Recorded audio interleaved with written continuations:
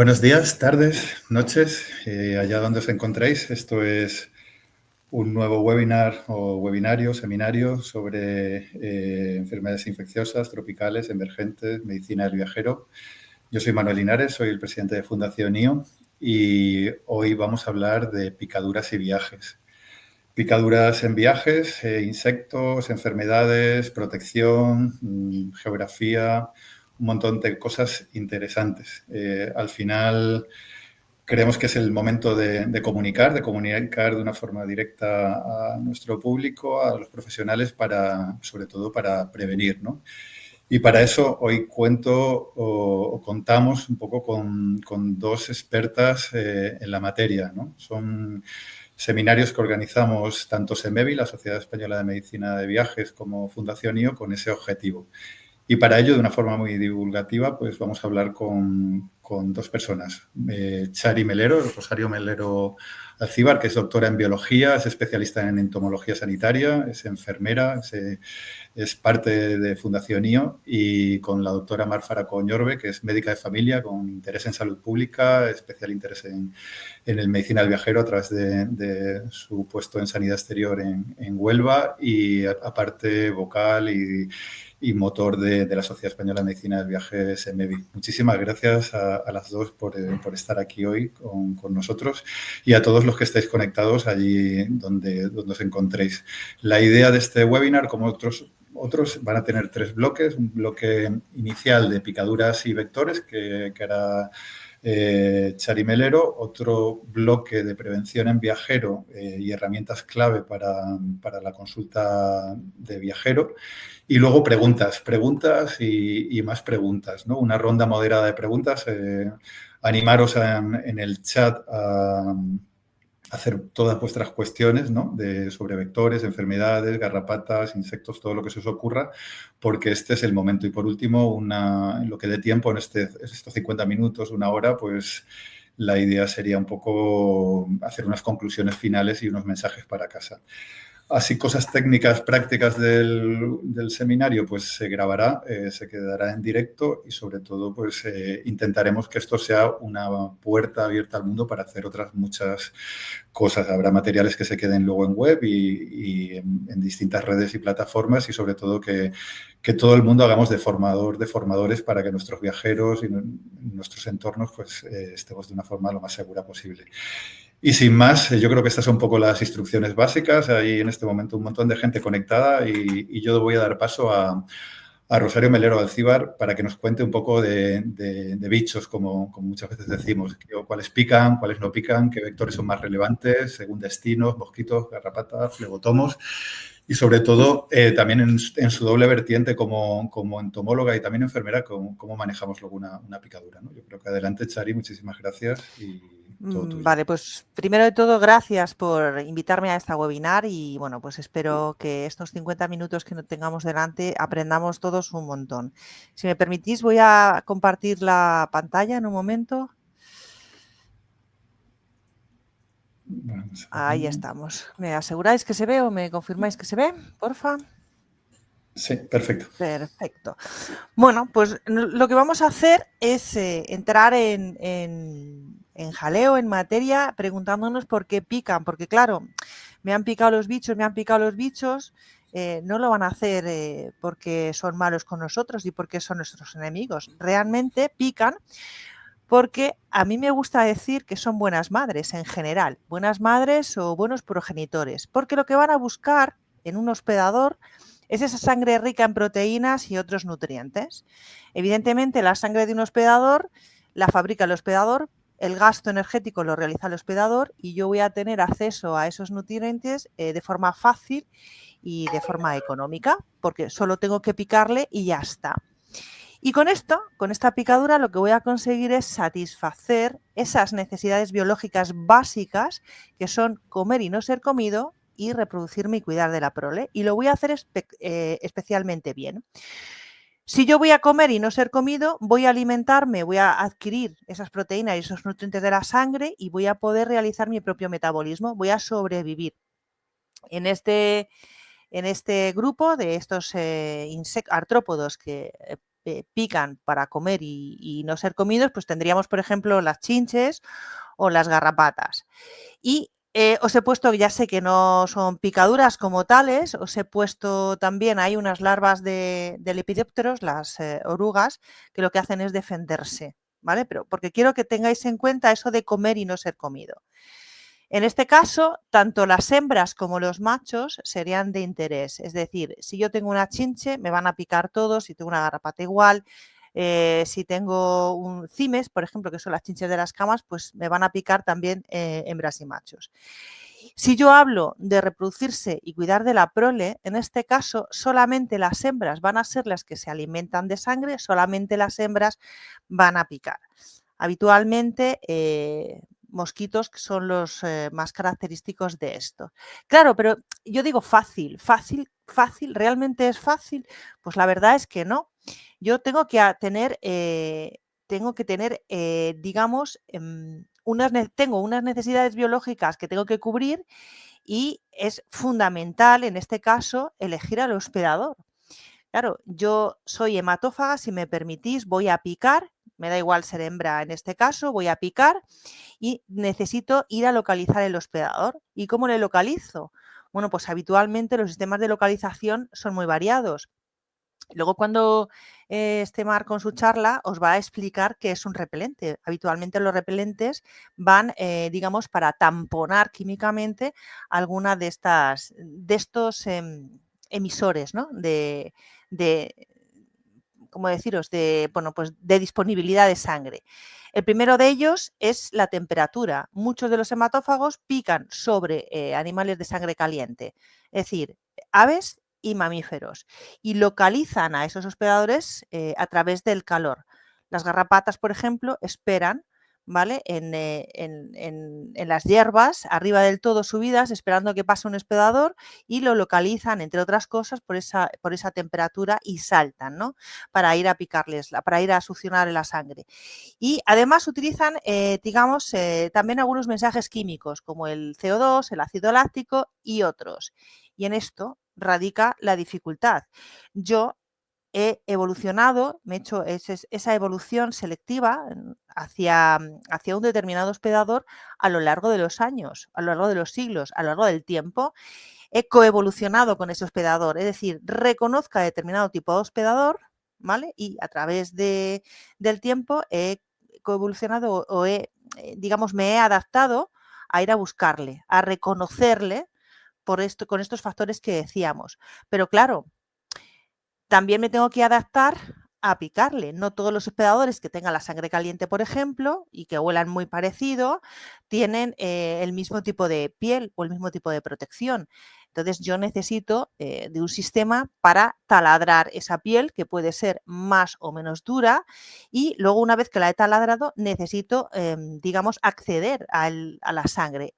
Algunos de ellos, como los mosquitos, tienen sistemas fabulosos, no sé si podéis apreciarlo aquí, que tienen, digamos, un tubo digestivo, o sea, un tubo que entra directamente en el capilar, ¿vale? La estructura entra directamente en el capilar y ahí realiza la hemosucción, y otros lo que hacen es romper esa piel, generar un pequeño charco de sangre y a partir de ahí absorber esa sangre.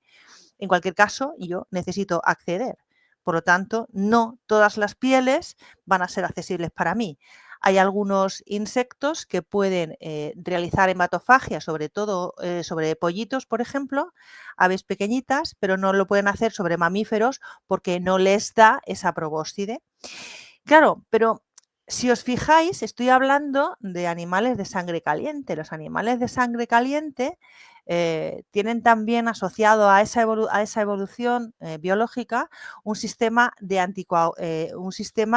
coagulación. Si yo tengo que acceder al capilar o si yo tengo que hacer una pequeña herida para, digamos, generar un charquito de sangre sobre el que tengo que chupar, yo, pues como mamífera, voy a tener un sistema que me corte, ¿no? Que se me produzca esa vasoconstricción y corte.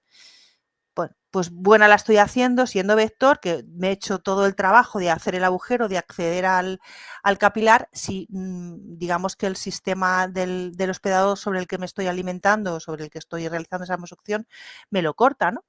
Pues tengo que tener esa saliva un poquito de anticoagulante.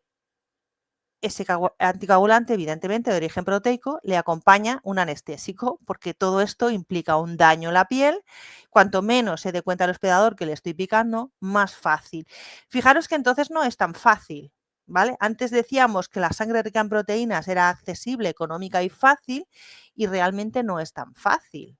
Y no es tan fácil porque tienes que estar como muy preparado para picar a determinado tipo de hospedadores. No solo ya para localizarlos, sino para acceder a su sangre. Y ya que estamos aquí, recordamos que esa sangre, como decíamos, esa saliva, como decíamos, que donde voy a tener ese momento de anticoagulación y ese anestésico preparado, es de origen, bioquímicamente de origen proteico. Y esto implica una señal para nuestro sistema inmunitario y una activación del sistema inmunitario. Por eso nos da las reacciones, ¿no?, a las picaduras. Y si yo hablo, por ejemplo, de garrapatas, esta saliva tiene alguna sustancia química, bueno, la holociclotoxina, que hace su interacción con el sistema de acetilcoenzima A, que es lo que genera la fiebre de las garrapatas.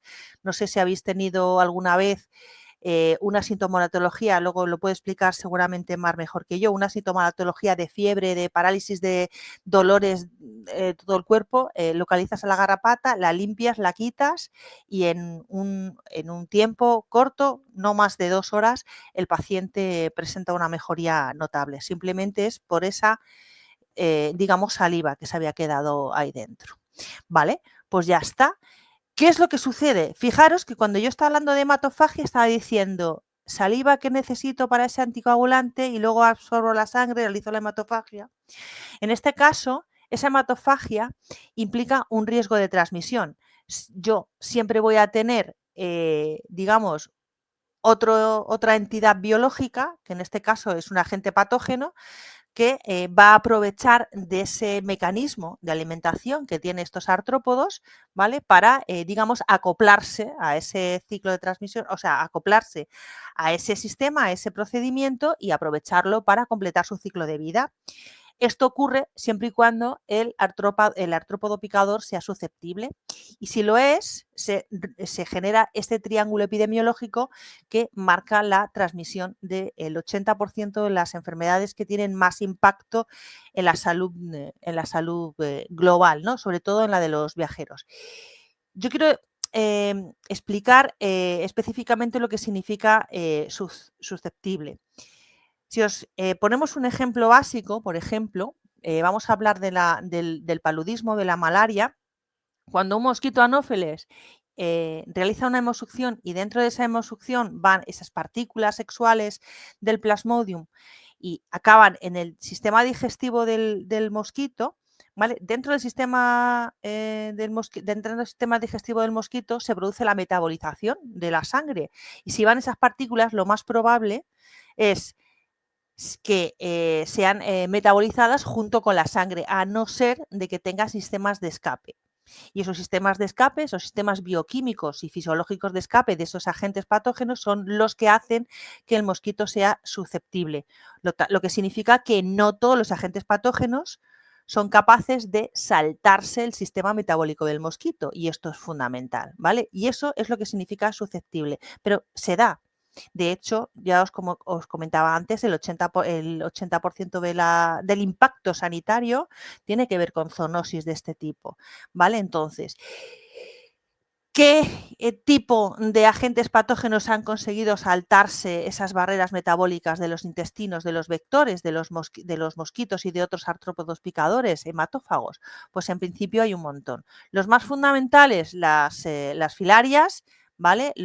Algunos protozoos como la leishmaniosis o el paludismo, Rickettsia y borrelias, por ejemplo, las bacterias, y luego toda la cantidad de arbovirus que en este caso no realizan, digamos, no se saltan esas barreras metabólicas cambiando de ciclo de vida, como sería el caso de los anteriores, sino lo que hacen es aprovecharse de esas condiciones ambientales para replicarse. Y cuando digo replicarse, digo replicarse, porque un intestino que está metabolizando habitualmente tiene unos pHs muy característicos, y los arbovirus lo que hacen es utilizar precisamente este pH para multiplicarse una y otra vez, una y otra vez, una y otra vez, y son muy eficaces en esta replicación. Por eso, cuando yo tengo un vector que es eficaz, competente digamos, en la transmisión de un agente patógeno, no es que sea ligeramente competente, es muy competente, sobre todo si hablo de arbovirus. ¿Y qué vectores? Porque en este caso ya cuando está ahí el agente patógeno se les llama vectores. ¿Qué vectores estarían ahí implicados? Pues los más conocidos son los mosquitos, ¿vale? Aedes, por ejemplo, Aedes aegypti, Aedes albopictus, los sabetes, por ejemplo, que está ahora, los que están relacionados, los culicoides que están relacionados con la transmisión del oropuche, por ejemplo. Otro grupo de vectores estaría representado por las garrapatas, que también son un grupo bastante numeroso. Aquí, por ejemplo, en nuestras latitudes tenemos Crimea-Congo, por ejemplo, y, por supuesto, en latitudes latinoamericanas, por lo menos por ahora, tenemos ahí los hemípteros encarnados por los redúvidos, ese Triatoma Pastrongyllus y Rhomnius, que digamos que son los responsables de la transmisión del mal de Chagas. ¿Qué es lo que quiero que veáis? Que evidentemente no todos los artrópodos pueden picar, que cuando deciden picar no pican o no pueden picar a todos los hospedadores porque no huelen bien o porque no son accesibles, y una vez que han picado no todos transmiten, ¿vale? Aquí es fundamental darnos cuenta de que no todos los artrópodos transmiten todo. ¿Por qué? Porque no es posible a lo mejor que el agente patógeno se replique o cambie, se convierta en esa partícula que es capaz de infectar un nuevo hospedador, etcétera, etcétera.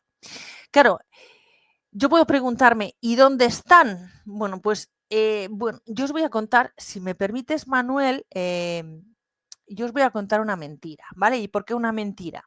Porque cuando hace unos años hablábamos de la transmisión y cómo se distribuía geográficamente, pues podíamos decir que teníamos ese trópico de Cáncer, ese trópico de Capricornio, ese Ecuador, la zona intermedia, la zona tropical, que era donde se generaban la mayoría de las transmisiones de estas enfermedades. Actualmente, con el cambio climático, esto se ha modificado un poco, ¿no?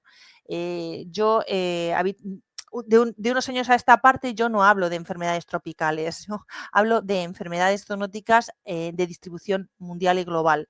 Aquí él iba a decir que en latitudes como Europa mediterránea, por ejemplo, en nuestras latitudes, en España, hubiéramos tenido casos de chikungunya o de dengue, ¿vale? Porque eran enfermedades que estaban, digamos, situadas en otras zonas, ¿no? Entre esa zona tropical y esas zonas tropicales.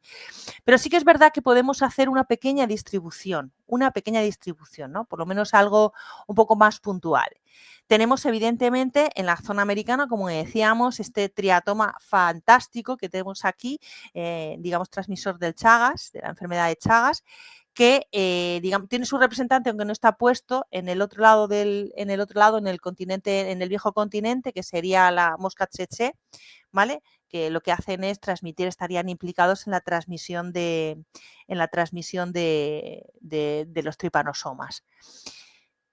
Chagas, en este caso, es una transmisión nocturna, es decir, lo que ha pasado es que estos vectores se alimentan por la noche, y en esa alimentación nocturna, pues ahí es donde digamos que hacen ese intercambio, ¿no? Harían ese intercambio de saliva, sangre con el hospedador, y donde se produce el paso de un hospedador a otro, ¿vale? Luego tendríamos también en esta zona tropical el gran representante, ¿no?, de las arbovirosis. En este caso, no sé si reconocéis al a la Aedes aegypti, ¿no? Pues este Aedes aegypti, por ejemplo, que era específicamente tropical, pues se ha quedado ahí, pero digamos que tiene momentos y estamos en uno de ellos en el que las poblaciones suben muchísimo también.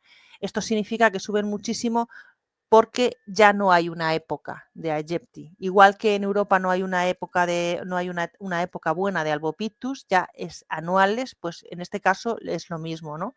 Aegypti se ha adaptado tantísimo a nuestras digamos, características particulares como grupo animal, que somos los humanos, que ya está con nosotros incluso todo el año.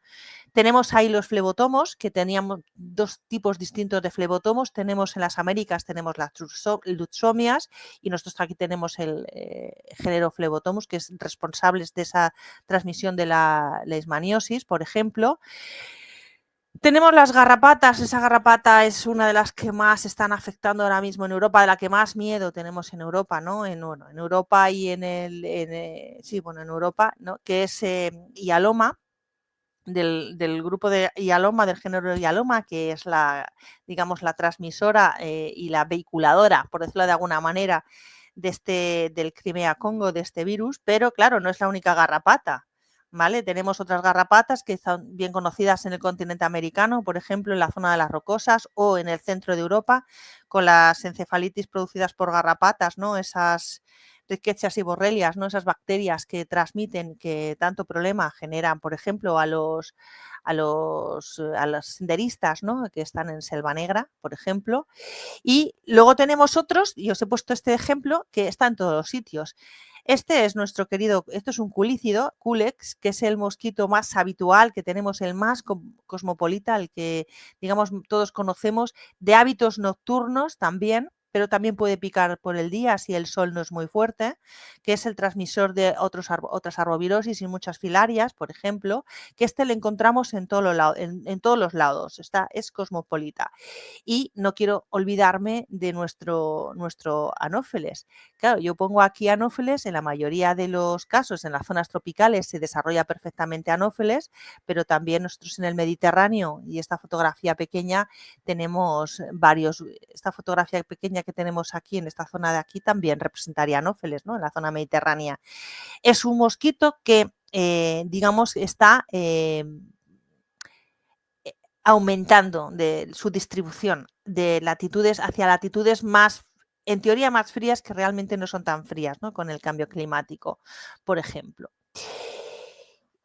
¿Y qué se puede hacer? Bueno, pues evidentemente yo tengo que cortar esa picadura. Si yo quiero evitar la transmisión, tengo que cortar la picadura. Y para cortar la picadura, como nos explicará Mar más adelante, lo mejor son los repelentes. Pero, ¿y si los repelentes han fallado porque me los he puesto mal, porque me han pasado la hora, porque se me han ido, o porque directamente, en este caso, el artrópodo picador digamos, no se ve afectado por este repelente? Pues ahí tenéis digamos, esos consejos, esos tips básicos. Primero de todo, no rascarse. Porque hemos dicho que la saliva lo que hacía era activar el sistema inmunitario. Si yo me estoy generando un daño en el rascado, voy a activarlo más. Por lo tanto, voy a entrar en una pescadilla que se muerde la cola. Me pica, me rasco más, me pica más, por lo tanto me voy a rascar más. Entonces lo que hay que hacer es bajar esa afectación inmunitaria y lo hago en principio con enfriamiento. Frío local, aplicar frío local va estupendamente. También lo podemos utilizar agua o hielo o cualquiera de las cosas que podemos tener a mano. Lavar con agua y jabón, no utilizar otras porquerías, que la gente utiliza unas cosas muy extrañas para lavarse. Lo mejor para lavarse y, digamos, limpiar es el agua y el jabón, que es fabuloso, que lo vamos a poder encontrar en cualquier sitio. Y luego sí que es cierto que, bueno, pues dependiendo del impacto inmunitario podemos utilizar algún pequeño fármaco local, alguna pomada, ¿no? Para bajarnos un poquito esa inflamación. Si estamos hablando de garrapatas, lo importante es retirar correctamente la garrapata. Vamos a evitar esa saliva, esa fiebre de la garrapata que comentaba antes, que es simplemente una especie de reacción de esa saliva con la acetilcolina y que, bueno, pues puede generar bastante problemas.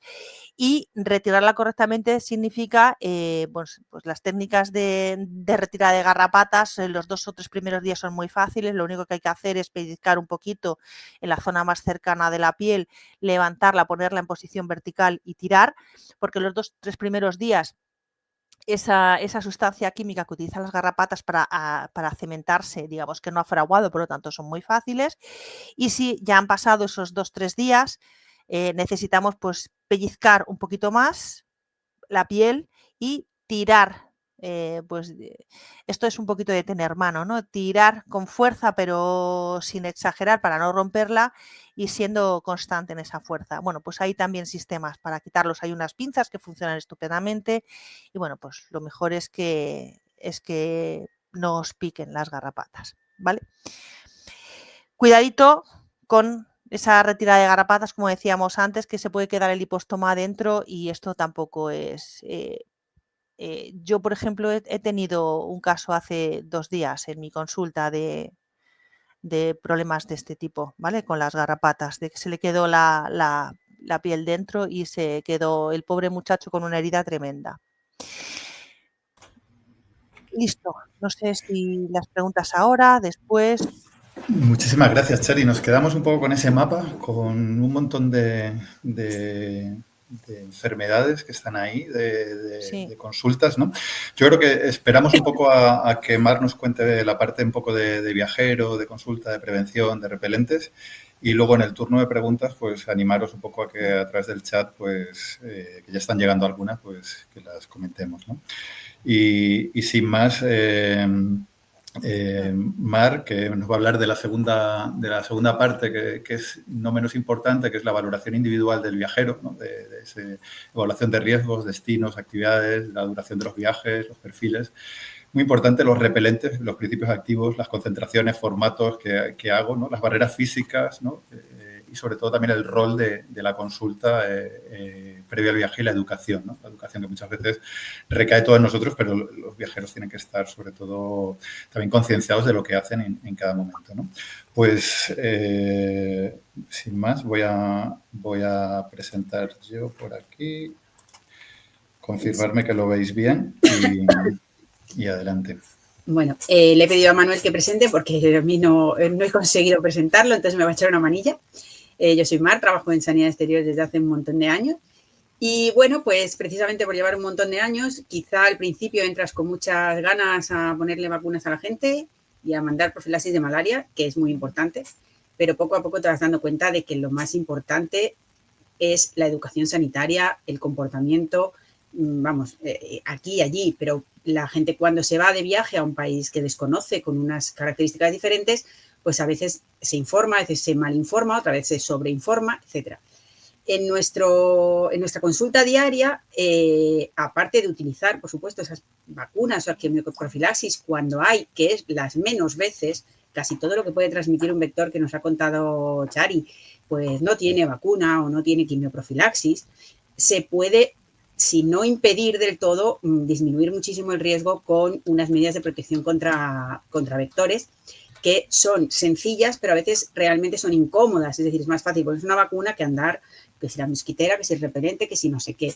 Pero la verdad es que al final es más importante, porque si vivo en una zona donde hay varias enfermedades transmitidas por vectores y, bueno, voy vacunada de 1, 2 o 3, pues muy bien, pero ¿y todo lo demás?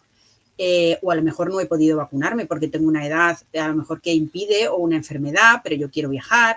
Entonces, tenemos estas otras medidas. Yo me voy a centrar fundamentalmente en repelentes, voy a nombrar las demás, luego se puede hablar, pero como tampoco tenemos mucho tiempo y queremos dejar tiempo a las preguntas, pues bueno, voy a nombrar las básicas. Una que yo creo que a veces nos encontramos en consulta que la gente no lo hace, a veces porque has comprado el billete hace 4 meses y cuando te encuentras que tu destino está en brote, tú ya tienes comprado el billete, te ha costado un montón de dinero y tú vas a ir sí o sí. Y cuando llega a consulta y dices, oye, tú sabes que hay un brote de dengue, un brote de X en tal sitio, bueno, pero es que ya no lo puedo cambiar, etcétera. Entonces, si sabemos que no queremos enfrentarnos a determinados riesgos, elegimos el destino. si nuestra salud es más delicada, si no podemos utilizar determinadas cosas, pues a lo mejor hay destinos igual de bonitos que podemos elegir. Luego, el estar informados adecuadamente, por supuesto, en consulta el tiempo es limitado y se puede informar un poco, pero no se puede contar todo lo que ha contado Chari de cada vector, porque no tendríamos tiempo, ojalá. Pero, bueno, pues sí saber que donde yo voy hay unos mosquitos que fundamentalmente pican de noche, o no, estos pican más de noche y de día si el tiempo está fresquito, o hay garrapatas y transmiten enfermedades, etcétera. Un poquito de información de qué me puedo encontrar para evitarlo mejor. Luego está la ropa. La ropa en sí misma, por su grosor, sobre todo si no es muy finita, protege. Entonces, hay determinadas zonas o destinos donde lo adecuado no es ir en bañador y camiseta de tirantes y chanclas. Entonces, eso, bueno, pues el viajero responsable lo sabe, hay otros que no lo piensan hasta que se lo dices. Luego, y eso quizá da para todo webinar, está lo de la impregnación de esa ropa con insecticidas, en este caso no repelentes, que es muy útil, pero es complicada o relativamente compleja, es para determinados tipos de viajeros. Yo creo que no es para todos, porque además la gente hace cosas muy raras y la permetrina es tóxica. Entonces, bueno, el viajero normal de una semana, 10 días en Tailandia, no necesita ir con ropa impregnada, necesita repelente y tener cuidado. El alojamiento, pues cuanto mejor y más adecuado y tenga mosquiteras y aire acondicionado, pues menos vectores habrá. Si voy a alojamientos más rurales, más exóticos o más pobres, pues el dormir con mosquitera, aunque sea la siesta, porque cuando el mosquito pica de día, el chagas, pues también viene muy bien, la puedo llevar o comprar a veces en destino. Los simples insecticidas de spray, de pastillas eléctricas, líquidos eléctricos con insecticida, pues también me ayudan a que mi habitación o mi casa esté bien, sobre todo si el viaje es largo o estoy expatriado, pues son otras medidas. Y el punto de la charla de hoy fundamentalmente, que es los repelentes. ¿Por qué es el punto de la charla de hoy? Pues porque nos hacemos un lío en consulta, porque cada vez hay más, fundamentalmente más marcas, porque principios activos no hay tantos. Distintas concentraciones, en una etiqueta me pone que se la puedo poner a no sé quién, en otra que no, y creo que entender el concepto es importante. Luego, el que prescriba ese repelente a lo mejor le tiene que decir 3 marcas al viajero para que no se líe, pero teniendo el claro por qué elige determinadas marcas o determinados productos. Y si el viajero es un poco más interesado y quiere saber más, pues ya hablarle del principio activo y de cómo elegir y por qué. Y eso es un poco de lo que yo voy a hablar. Manuel, la siguiente, por favor. Bueno, ¿qué es un repelente? Pues como ha dicho Chari, es un compuesto químico que se pone sobre la piel para interferir con esos receptores de los insectos, que es con lo que nos han encontrado, para que no se puedan fijar en la piel y picar. A veces incluso cuando están ya menos potentes y tal, el mosquito, en este caso suele ser al que nos referimos, se posa pero no pica y se va. Bueno, cuando empezamos a ver eso, a lo mejor hay que echarse otra vez el repelente. Pero la idea es que no les apetezca picarnos, incluso no se posen, pero si se posan, que no piquen. ¿Qué tiene que tener un repelente ideal, sea cual sea el principio activo? Bueno, pues que sea lo menos volátil posible para que no se evapore y dure bastante, que sea eficaz para diferentes especies de artrópodos, porque normalmente donde voy, y más si es una zona tropical, no hay un solo tipo de vector que transmite, entonces necesito que sea contra distintos tipos de mosquitos, contra garrapatas, hay algunos que son menos, las moscas de celos repelentes les hacen poco, pero bueno, que me sirva para bastante. En lo posible, y en eso cumplen todos, que no irriten piel y mucosas, unos un poco más, un poco menos, pero en general todos son poco irritantes. Que no sean tóxicos sistémicamente. Siempre hablamos de aplicación en piel. Si me los bebo, pues sí, son tóxicos. Pero eso es como casi todos los medicamentos o productos sanitarios. Que sea resistente al agua, pero no muy oleoso. Esto es importante porque el sudor, la lluvia, etcétera, hace que el repelente se vaya. Y si es muy fácil que se vaya, pues no es muy eficaz. Pero también es verdad que para que no se vaya tanto, a veces es muy oleoso y con lo cual es no muy agradable cosméticamente.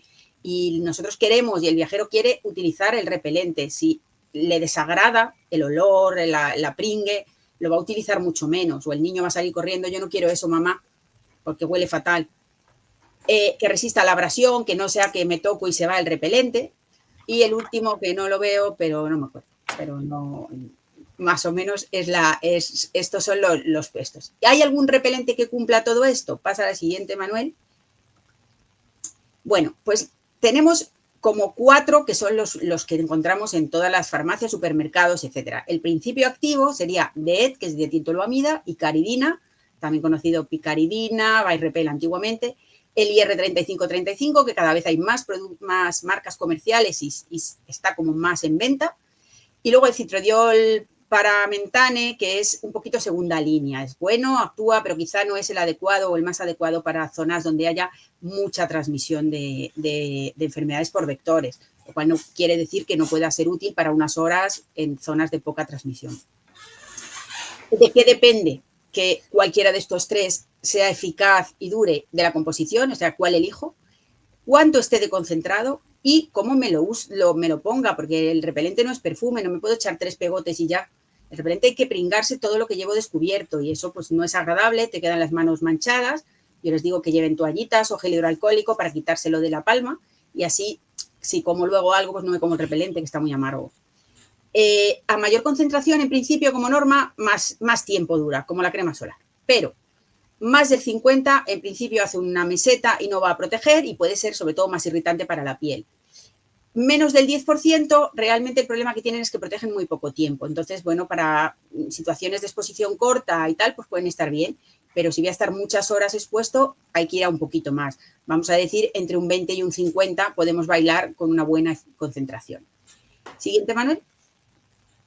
¿Qué nos pasa cuando no vemos todas esas cantidades de repelentes que hay y que llevan DEET y que llevan icaridina y que llevan IR3535? El citrodiol lo dejo un poquito a un lado porque realmente creo que es segunda línea. Y de repente este tiene esta concentración y pone que dura 4 horas, este tiene otra y dice que 8, este dice que 6 para garrapatas, este dice que 7 para mosquitos, pero yo investigo, miro la etiqueta y digo, si esto es lo mismo, si eso es 45% de DEET y etanol, ¿qué hay? ¿Por qué uno pone una cosa y otro pone otra? Bueno, primero, hemos dicho que la concentración, pues eso está claro, lo voy a ver, 10, 20, 30, 50, bien. Según la especie de artrópodo, no es lo mismo lo que protege el DEET contra Aedes o contra Anófeles o contra garrapata o lo que protege el IR35 y eso es lo que la etiqueta a veces pues pone un dibujito de una garrapata, de un mosquito, luego pone contra el mosquito tigre y mosquito común. Pues en realidad nos está diciendo que en los estudios que se han hecho protege X horas contra Aedes, X horas contra Anófeles, X horas contra garrapata. ¿Qué pasa? Que a lo mejor donde yo estoy hay de todo, o a lo mejor donde yo estoy, que vivo en Huelva, lo que hay es Culex. Entonces yo lo que quiero es que me proteja bien de Culex y me da un poco igual lo demás. Hay otro problema que yo creo que es el que más nos lía en consulta y al viajero y a todos, que es los estudios y los dossiers que presentan ante las agencias reguladoras, es decir, la Agencia Española del Medicamento y Productos Sanitarios. Cada marca tiene que presentar sus estudios y sus para qué lo pide y qué edades, qué artrópodo, y son diferentes. Aunque llevan la misma composición, incluso a veces en excipientes, son diferentes los estudios y los dossiers que presentan, con lo cual les dan autorizaciones diferentes a pesar de que el producto prácticamente es calcado. Y es lo que pone en la etiqueta, y es lo que va a leer el usuario y lo que vamos a leer nosotros. Tener en cuenta que los estudios de este tipo no son en general ensayos clínicos como estamos acostumbrados de medicamentos con 20.000 personas que se ha probado el placebo, no sé qué. No, estos suelen ser estudios de laboratorios entomológicos donde meten el brazo en una caja y miran si este, si el otro tipo de estudios y algunos estudios de campo donde se ha también estudiado, sobre todo los más antiguos, el DEET, la icaridina tienen más datos, pero realmente no es el ensayo clínico al que estamos acostumbrados para autorizar un fármaco, con lo cual hay unos datos un poco liosos. Las guías clínicas que luego nos leemos, artículos de las revistas y tal, nos dicen otra cosa y nos dicen, a tal concentración, esto, otro, y también nos lían y al final no tenemos muy claro por qué, cuándo y cómo. Y también hay algo que es importante, las condiciones de uso y ambientales. Estos estudios se hacen en unas condiciones controladas, de humedad, de temperatura, etc. En el trópico hace mucho calor, se suda mucho y el repelente se evapora. Entonces, el repelente que ahora aquí me protege 8 horas, a lo mejor allí me protege 6. Con todo este lío, yo tengo que decirle a mi viajero qué repelente le recomiendo. Puedo contarle todo este lío, que no es posible porque no tengo tiempo y no siempre el viajero quiere saber todo esto, o más o menos orientarle este y este. Siguiente, Manuel. Esto simplemente es un ejemplo de esto que hemos dicho, de que en un estudio, bueno, una revisión de hace bastantes años, pero es una de las que lo deja más clarito, nos dice que el DEET para Aedes 10 horas, icaridin menos, Luego, que para anófeles DID de 5 a 11 horas. Hay una gran diferencia en que me proteja 5 u 11. Pues es porque unos estudios están al 50%, otros al 10%, otros son tal, otros son cual, con lo cual no hay una media. El IR35-35 entre 4 y 10, pues lo mismo, dentro de lo que se ha presentado hay distintas concentraciones, todo metido, con lo cual realmente es que no es lo mismo 4 horas que 10 horas. Y así con todo. Luego nos viene contra el Culex y nos dice lo mismo y nos dice que al final que el DED en general puede que sea el que más proteja, fundamentalmente porque además de DED vamos a encontrar concentraciones superiores en el mercado. El que más hay de IR35-35 es 30%, de icaridina 20%, pero de DED podemos encontrar 45-50%. Entonces, a veces en zonas donde va a haber una gran exposición puede ser el de elección. Pero también es verdad que tiene un aroma y una textura y una cosmética a lo mejor menos agradable. Como los tres son eficaces, ¿qué quiero yo? ¿Vale? Y también luego cuando veamos en las siguientes diapositivas que los niños nos lían más todavía porque ahora nos viene y la ciencia nos ha dicho que podemos utilizar DED desde los 6 meses sin problema, dicen los americanos, siempre que sea por debajo de un 30%, el otro dice 2 años y ahora me encuentro que mi repelente que yo compro en la farmacia pone que no menos de 2 años, que no menos de 12 años, que no menos de 18 años, y a mí me ha dicho mi estudio, mi artículo y mi guía que puedo utilizar el 38 y el 50 en un niño de 6 años, y aquí me dicen que no. La icaridina, 3 años, y la literatura médica me dice 6 meses. Y R35-35, pues aquí tenemos que ya, como es probablemente el que, digamos, tiene un poquito menos de toxicidad, que en los ojos tiene más que los otros, pero bueno, está más probado en mamíferos, que es un poco tóxico, que lo utilicemos desde bebés a concentraciones diferentes. Pero en realidad nos vamos a quedar en que cualquiera de ellos, a excepción, ya te digo que el citrodiol yo lo dejo un poco fuera, que además tiene menos estudios, nos da menos edad, entre un 10 y un 50 podemos jugar incluso a partir de los 2 años y entre 6 meses y 2 años, pues IR35-35 a prácticamente cualquier concentración y los demás a unas concentraciones un poco más moderadas y menos veces. No hay que tener todo el día al niño fuera de la cuna. Si tiene 8 meses, no hace falta que esté en brazos todo el rato, lo podemos proteger con mosquiteras. Cuando lo sacamos un rato pues a darle de mamar o a que esté con la abuela, pues un poquito de repelente en las zonas descubiertas, el resto ropa. Es cuestión de orientar.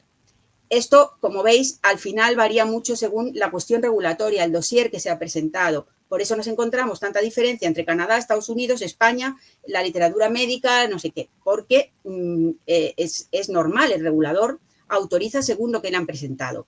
Pero al final, prácticamente todos estos a distintas concentraciones son elegibles. Y es un poco lo que nos debe tranquilizar a la hora de mandar repelentes. Y yo creo que con esta ya he terminado, Manuel, no me acuerdo si había otra. No, ya está. Pues listo. Genial, genial, genial. Pues yo creo que hemos dado un repaso a los vectores, ¿no? De una forma global a una forma particular de viajero, ¿no? Se abre ahora un turno de preguntas. Yo creo que lo interesante ahora mismo es todo aquello que nunca se ha atrevido a preguntar, pues hágalo ahora, ¿no? Además, tenemos un chat estupendo. Yo sí que tengo 2 preguntas iniciales que teníamos aquí. Un poco el tema del cambio climático y la altura. ¿Dónde pican los mosquitos? Ya no es como antes, ¿no? De hecho, hablabas antes, Chari, de mosquitos y de variedades, ¿no? Tenemos a Anopheles stephensi ahora urbano, periurbano, en cambio de la tradición de los mosquitos anófeles en África, ¿no? Contarnos un poco, si queréis, un poco de esa pregunta de alturas y cambios vectoriales relacionados con el cambio climático.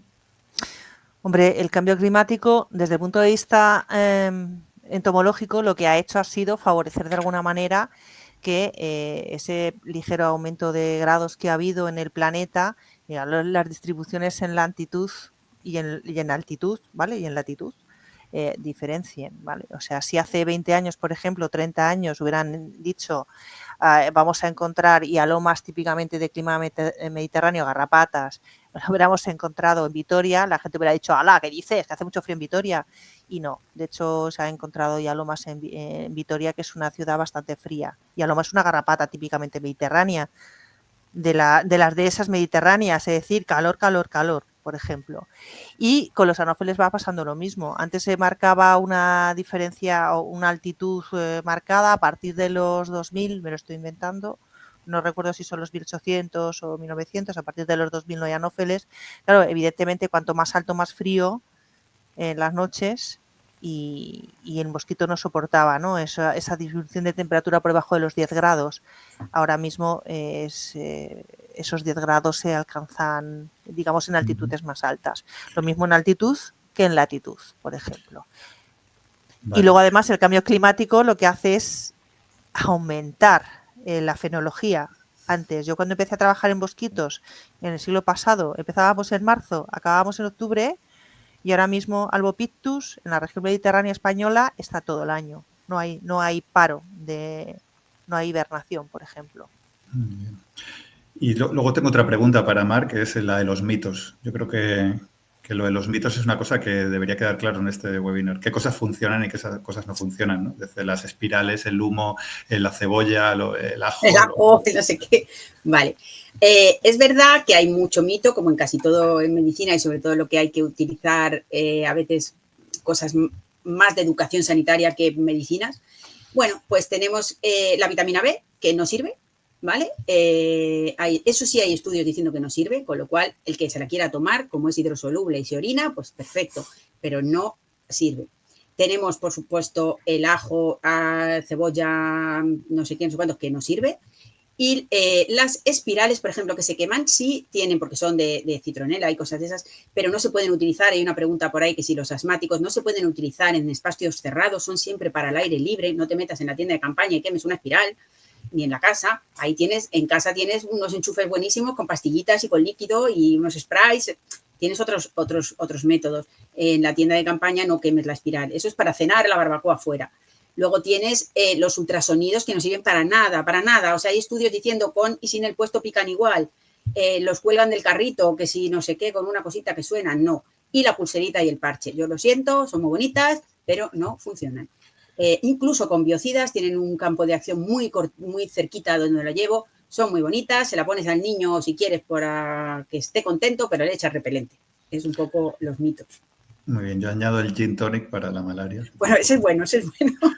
Vale, tenemos una pregunta de Wilmer, felicitaciones por la charla, y pregunta que ¿cuál es el mecanismo por el que Aedes puede transmitir los 3 virus a la vez? ¿No? Me imagino que Wilmer... Es que el pobre Aedes no decide, el pobre Aedes pica, la hembra de Aedes pica y se lleva la sangre con el arbovirus que esté. Si pica a 2 personas y cada persona tiene un arbovirus distinto, pues al final las condiciones metabólicas intestinales de Aedes va a permitir que se repliquen todos. Y entonces realmente no hay una transmisión de un único agente, son varios, dependiendo de lo que esté circulando.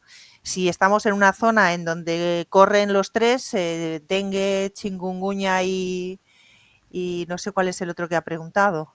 Dengue, Zika y chikungunya, y tenemos ahí una buena población de Aegypti que van a picar 2 y 3 veces porque van súper bien. Bueno, pues digamos la probabilidad es que una picadura enganche en la saliva, en la glándula salivar en los 3 son altas, evidentemente. Yo no creo en las transmisiones unipersonales, quiero decir, uniagentes, por ejemplo. Suelen ser múltiples habitualmente, sobre todo de arbovirus. Vale, tenemos otra pregunta. Comentabas algo de asmáticos y en embarazadas. Marci, ¿quieres decir un poco? A ver, en asmáticos, en principio, cualquiera de los repelentes que hemos dicho no tienen contraindicaciones. Estamos hablando de que tú utilizas el repelente al aire libre en tu piel, no te tiene que dar una crisis. Otra cosa es que seas alérgico, que es rarísimo, a algún producto, pero eso ya es otra cosa. En embarazadas, en principio, estamos hablando de, incluso aquí, pero más en zonas donde hay enfermedades graves que producen un paludismo en una embarazada, un Zika en una embarazada. Señores, igual que una persona que no esté embarazada, la seguridad no está demostrada en ensayos clínicos, porque lo que hemos dicho no los hay, pero sí hay mucha seguridad en datos de muchos tipos y la EPA, los americanos, que en tóxicos son muy buenos, nos dicen claramente que podemos utilizar perfectamente DEET a cualquier concentración y caridina a la concentración habitualmente máxima, que es el 20, y R35-35 con absoluta seguridad, casi como con los niños, porque en mamíferos es el que tiene como más mínimas posibilidades de toxicidad. Pero yo usaría los 3. También depende si es una señora embarazada que no debería ir, pero se me va a una zona de malaria y de no sé qué y de no sé cuánto, pues chico, que se proteja lo más posible con concentraciones altas o más frecuentemente. No se va a intoxicar, no pasa al feto. Ha habido algunos casos de que sí, que se encuentra algo de DIT en la sangre del cordón, pero nada tóxico, nada teratogénico, con lo cual la recomendación es igual que en una persona no embarazada. Por aquí preguntan recomendaciones de marcas, ¿no? Nosotros no hacemos recomendaciones de marcas, pero sí que es importante dónde se compra el repelente, ¿no? Que esto es una pregunta que nos suelen hacer. ¿Lo compro allí, aquí? Me fío de las casas comerciales, de los fakes, ¿no? El repelente aquí mejor, pero claro, a veces te vas 6 meses, no vas a llevar la mochila llena de repelente, entonces tendrás que comprar allí. Entonces a esa gente sí que hay que explicarle el principio activo, decirle, mira, busca DIT, Icardina o R3535. Normalmente, salvo en Europa y cada vez más en Estados Unidos, lo que más vas a encontrar es DIT, pues DIT, pero vete a una farmacia en Bangkok, no te vayas al campo a una señora que vende hierbas.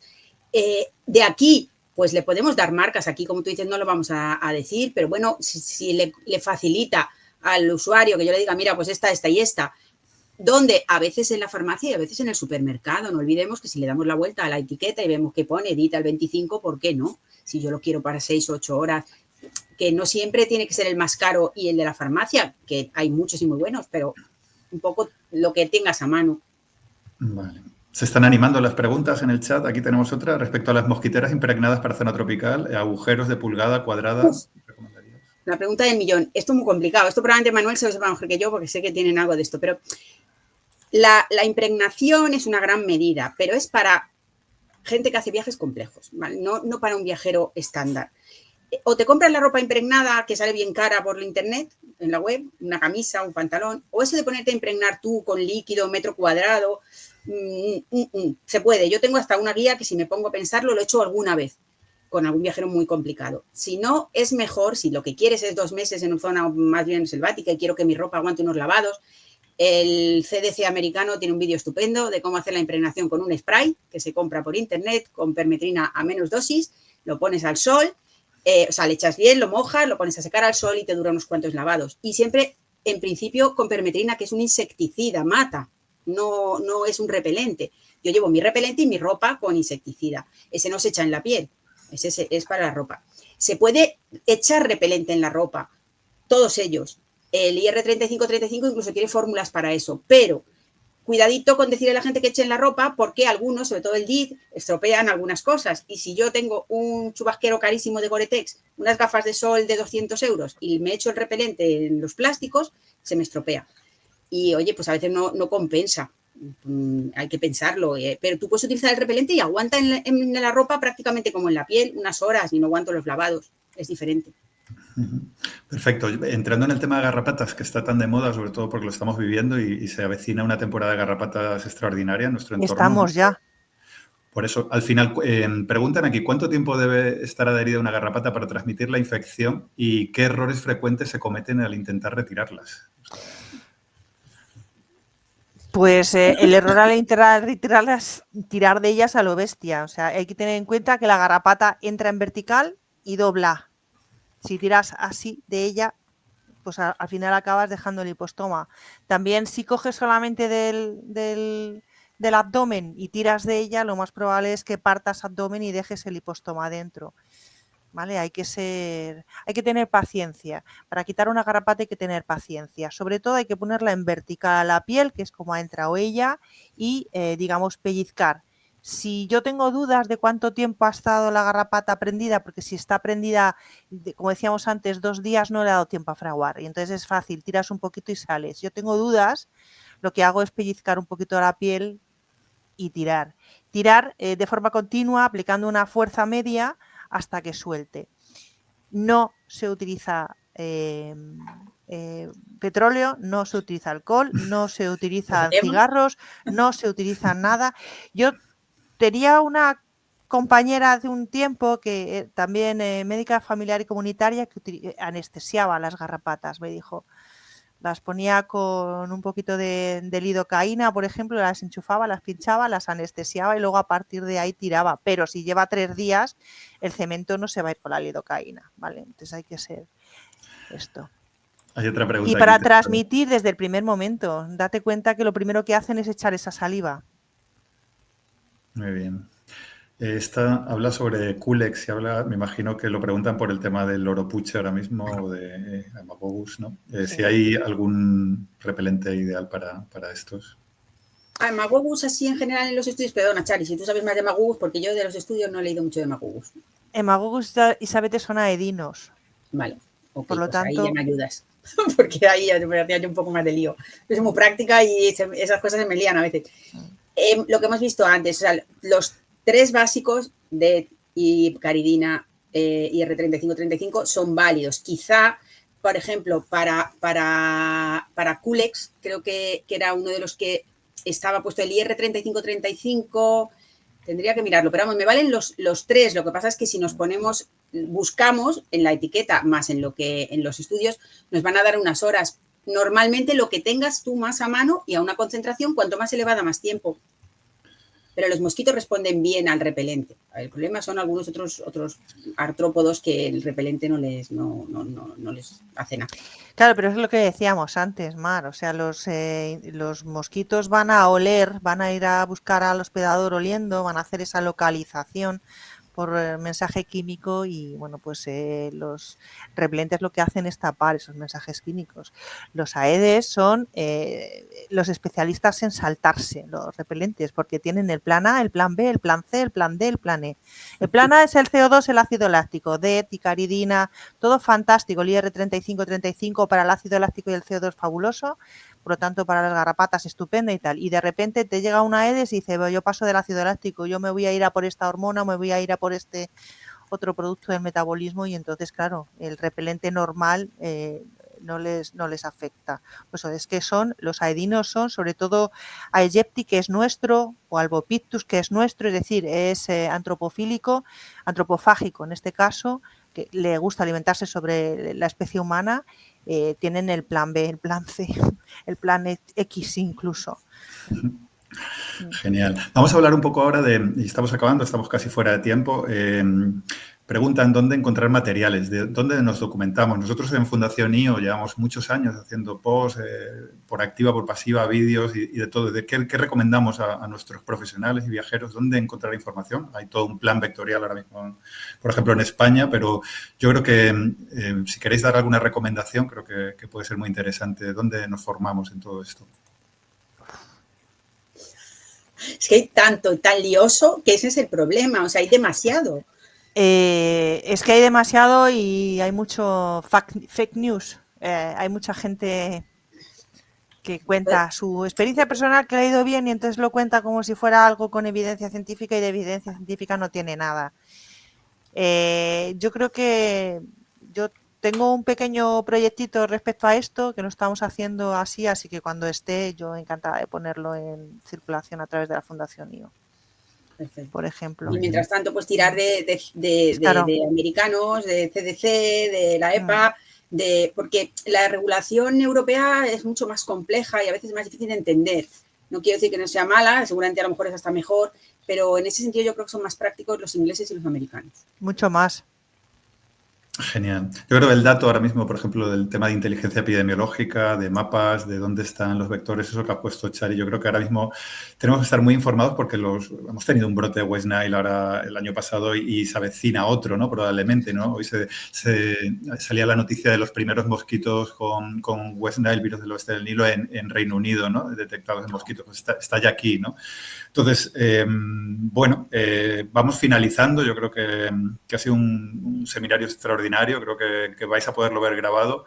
Y como conclusión final, yo sí que os pediría esa reflexión final, ¿no? De mensajes claves para viajeros, para profesionales sanitarios y una llamada a la acción, ¿no? Hay que prevenir, formarse y vigilar, ¿no? Si queréis, por invertir el orden, Mar, tus mensajes finales, conclusiones. Pues quizá para los viajeros es que, bueno, pues que el comportamiento y los hábitos probablemente nos protegen más que casi que todo, aquí y allí, pero es el mensaje que yo intento transmitir, llevar un buen seguro de viaje, usar repelente, no comer y beber lo que no debes.